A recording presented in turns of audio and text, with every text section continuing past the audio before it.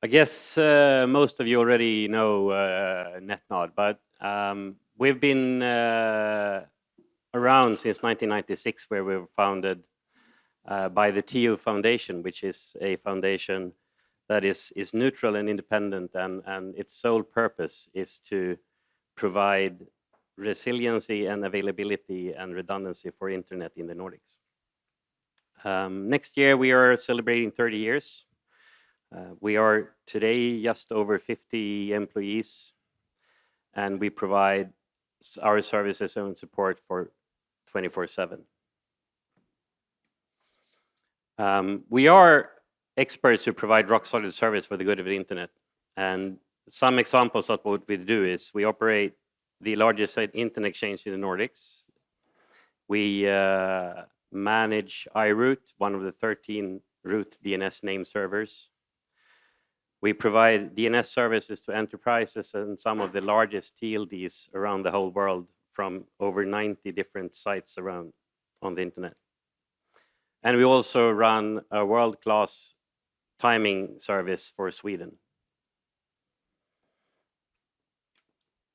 A little bit, I will talk about resilience and some parts of what, first of all, what do we mean by resilience?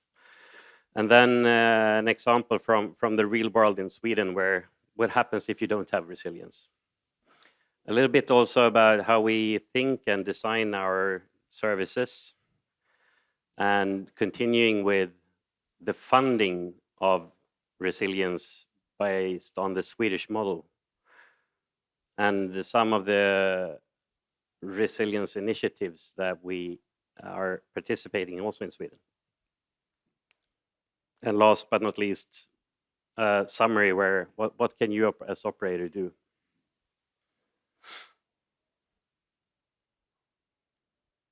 So when we talk about resilience, it's important to think about designing a service or a system with multiple layers of resistance and redundancy, so that the service can handle this in case of failures without manual intervention. Also, when you design a service or a system, make sure that it's full awareness of its dependencies, so that you can proactively see the issues and not reactively. And make sure that you design all these services with security and robustness as a priority. This also makes you able to be proactive, both in the security aspect and the redundancy and robustness aspect. If you do this, you can make sure you are quite sure that you can provide rock-solid services 24/7, and as resilient at every second, not only when it's under pressure.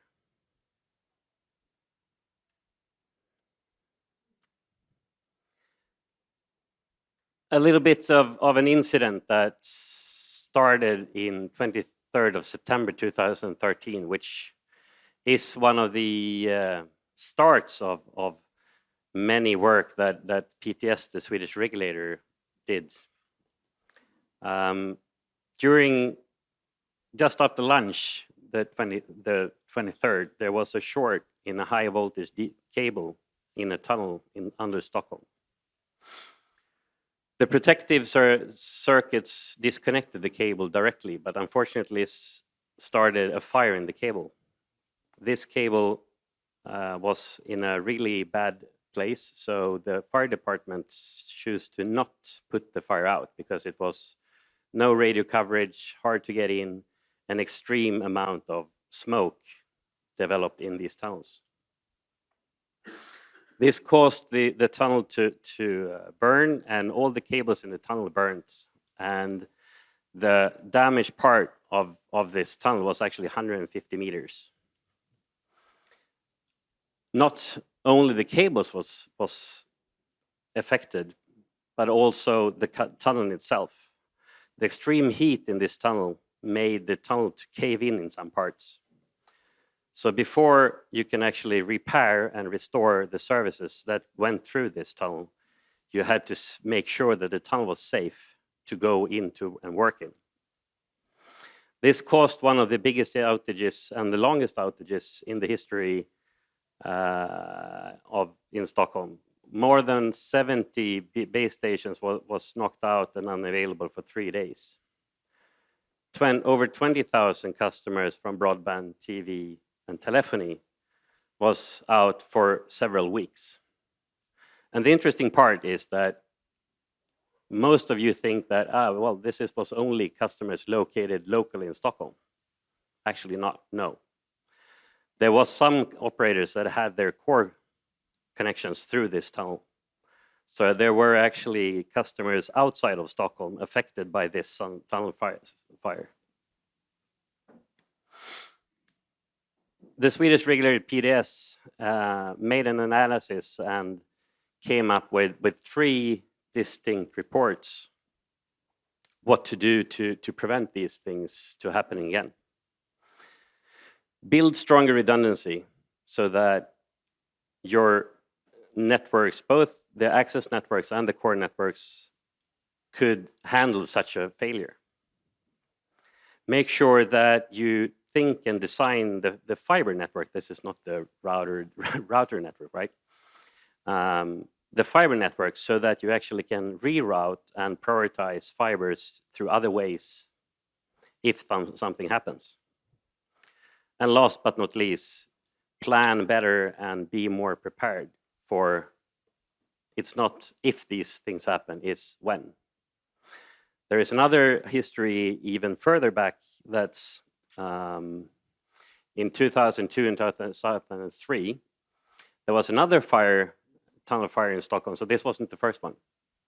But at that time, there was only high voltage power cables that was affected, but the whole north of Stockholm was out of power for almost a week.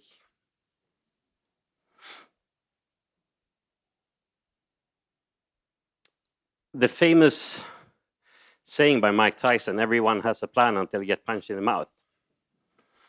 That's quite fitable to this incident, right? Make sure that you plan for resilience and also plan for the worst. Hope for the best, but always plan for the worst.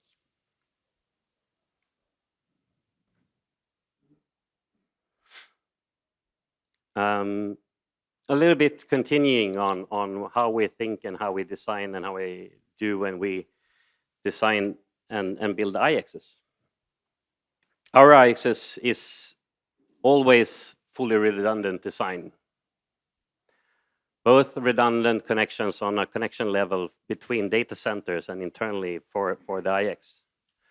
But we also provide redundant peering LANs so that if a customer wants to have redundancy, you can get redundant connections to that peering LAN. NetNod was also one of the founders, together with M6, DKIX, and Links, of Route Service Support Foundation. This is a foundation where we and them tried together make an alternative to BIRD. That's the de facto standard route server implementation, by making OpenBGPD feature parity with BIRD, so that we also can have software diversity. Make sure that you do proactive monitoring.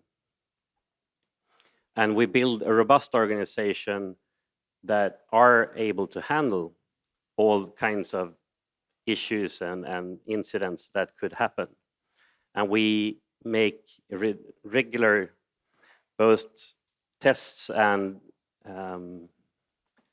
discussions what could actually go wrong, so that we make sure that we are prepared. By this, we work with resilience for the good of the internet as a goal.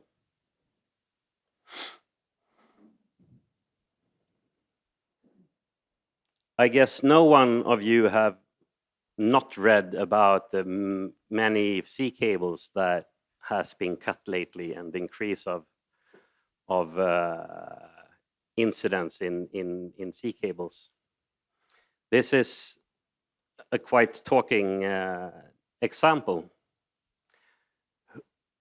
back in the days, there was 2 routes of fibers across the Öresund with the Öresund bridge, which was one of each side of the bridge. This was seen at that time better than having a cable down in the sea.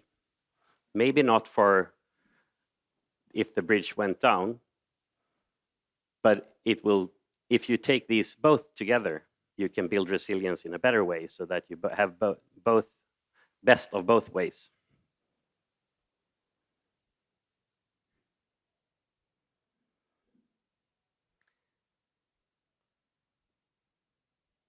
We are a little bit special in Sweden because we have the Swedish regular PTS, which is working a lot with resilience and working to make sure that the Swedish internet and the Swedish communication is resilient. Every operator in Sweden pays a little part of their turnover into a robustness fund. This robustness fund is then matched with the same amount of money from the Swedish government. And then this robustness fund is then used to make robustness initiatives in Sweden to make sure that internet is more resilient and robust.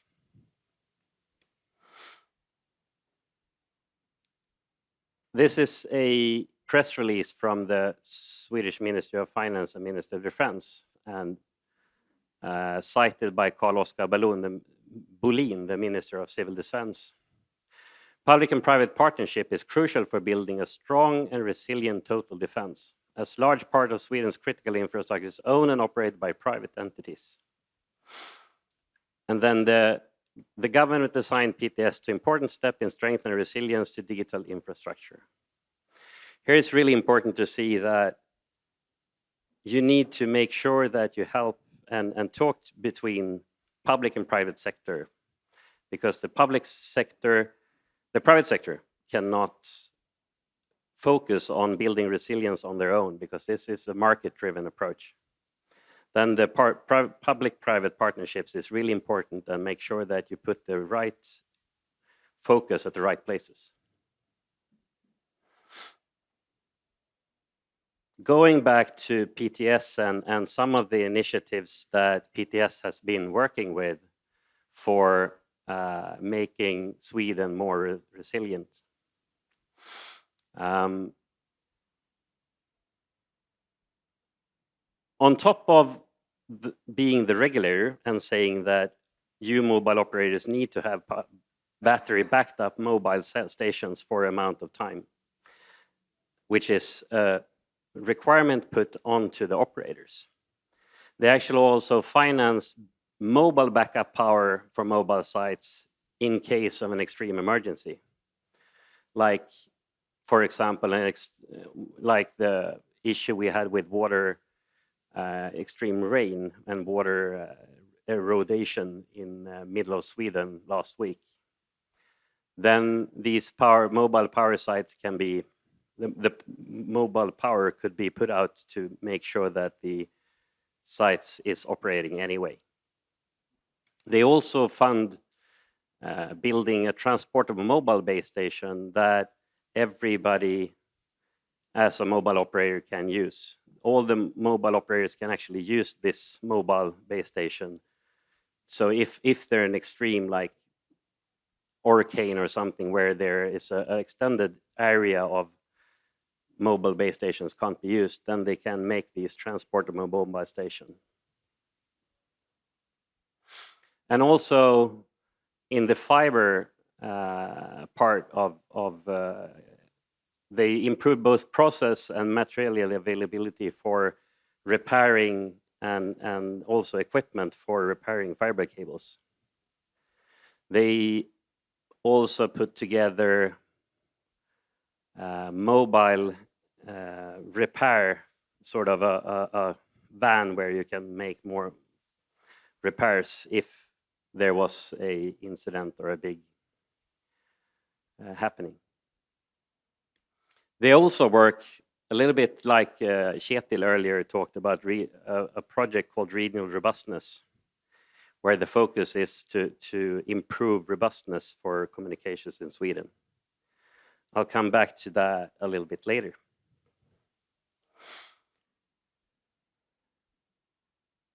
In Sweden, we have 3 examples. Right now, NetNod is part of 3 examples for resilience initiatives. One is a project together with Karlsson Municipality and the Karlsson University, which is called Robust Region. We also have made some work together with TU Foundation, the NetNod owners, a couple of years back, putting out a report called 5 små hus. And last but not least, the regional robustness, which is the PTS initiative. The Robust Region project in Karlstad is a sort of a proof of concept project where together with Karlsson University, we will try to create a local crisis internet and also make analysis from what is actually needed to be able to provide some sort of service. It might be a communication from the municipality to inform the people in the municipality on where to get water or something. But the focus on this will be which steps and which features and which things needs to be working from your telephone or your internet connection to the server to be able to serve this. Because there is a lot of more things that you think of that is needed to be able to serve something. Kjetil had a very good list, but I think there is probably tens of more points in the middle there that is needed. So this is trying to identify this. It might be not only DNS, but also the framework for the web page that is you're trying to access. Is that locally or is that on some cloud in US, for example?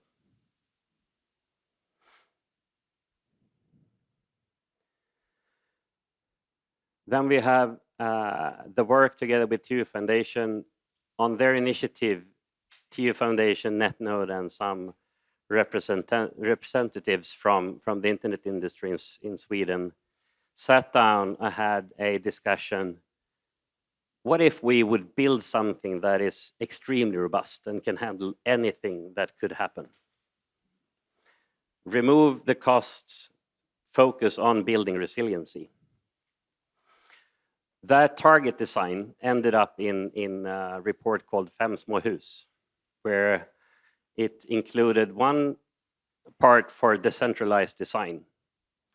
If you would build 5 regional exchange houses, which was interconnected with redundancy and resilience for connectivity, these regional exchange houses would then be in turn connected with each other on a like honeycomb way.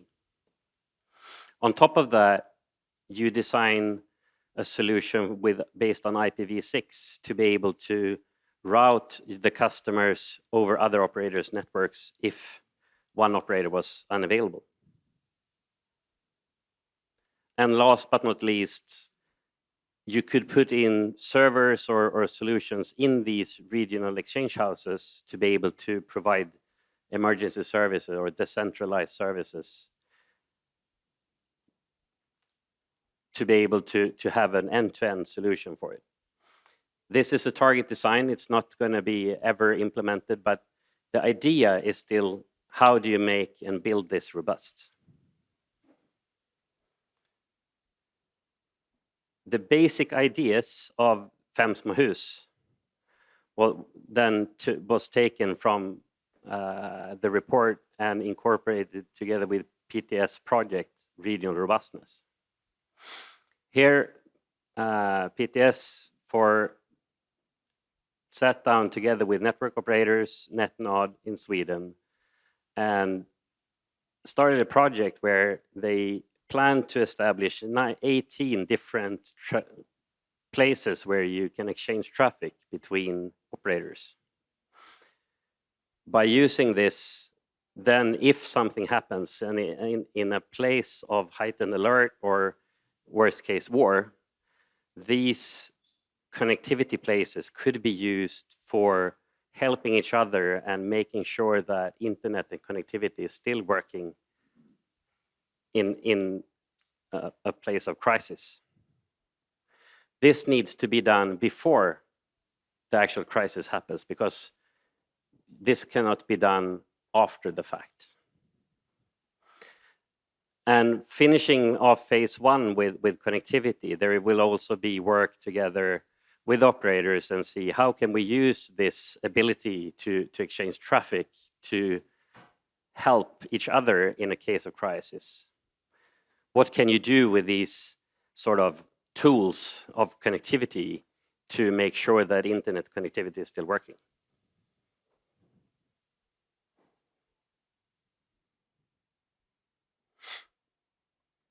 Then I really hope everybody sees number one as a really thing that probably doesn't even need to be on this slide, but still it's important that you design for resilience and think in resilience and what if. Also look at what's happening elsewhere and talk about this, how this might affect your own region. Look what's happening in other countries. Look what's happening in Ukraine. See what you can learn from this and take home and use it in your own country. Also engage with government regulators to discuss what resilient different infrastructure. Public and private cooperation is essential and you need to understand the requirements on both sides to be able to do something. And last but not least, for critical infrastructure, make sure that US operators are involved in the long-term planning and solution and designing of resilient critical infrastructure.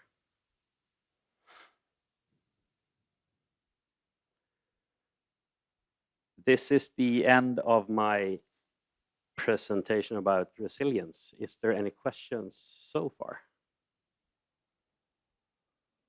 No? Then I have one last thing. NetNod has, as Kjetil said, worked together with the NICS community and the NoNog community for over 10 years. And we are definitely planning to continue work with the NoNog and NICS community for many years more. So it's a logical next step for us to establish NetNod IX Oslo as a complement to NICS services and all the excellent things that NICS already does. We're planning to launch this later this year. It will be fully redundant and designed in the same way as Stockholm or Helsinki or Copenhagen, with full redundancy, ability with redundant peering LANs. It will also offer all the services that we offer at every other place. And initially it will be available at Bulk OS IX and Stack OSL 01.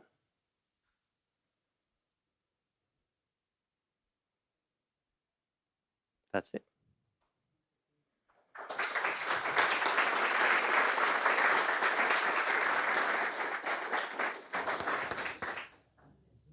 Thank you very much. Any questions for Mattias? No? Then I guess we'll proceed.